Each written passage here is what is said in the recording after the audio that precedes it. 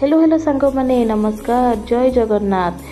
आज आम 5 जनकर दिनटा बीती भुवनेश्वर चंद्रशेखरपुर पार्क विघ्नेशन जो मात्र 2 घंटे अनलिमिटेड खाइबा। आम सेठारे पहुँची कौन कौन खाइलु जानवा चाहूँगी कि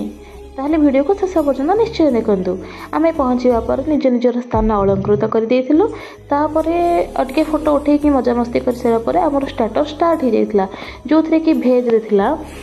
grill veg achar paneer tikka peri peri mushroom grill potato चिरस्को pineapple masala chop veg seekh kebab spice potato crispy corn. Non veg रे आंग्रा मुर्गा tikka Thai grilled fish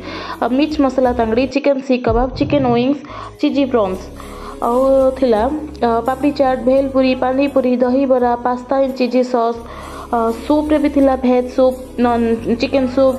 main course था भेज दम बिरयानी पनीर बटर मसला तावा भेज कढ़ाई पकौड़ा मीठी मटर मलाई दाल makhani kadai veg hot chilli garlic noodles और नॉन भेज रहा chicken dum biryani butter chicken masala mutton rogani fish lemon coriander egg curry roasted papad रायता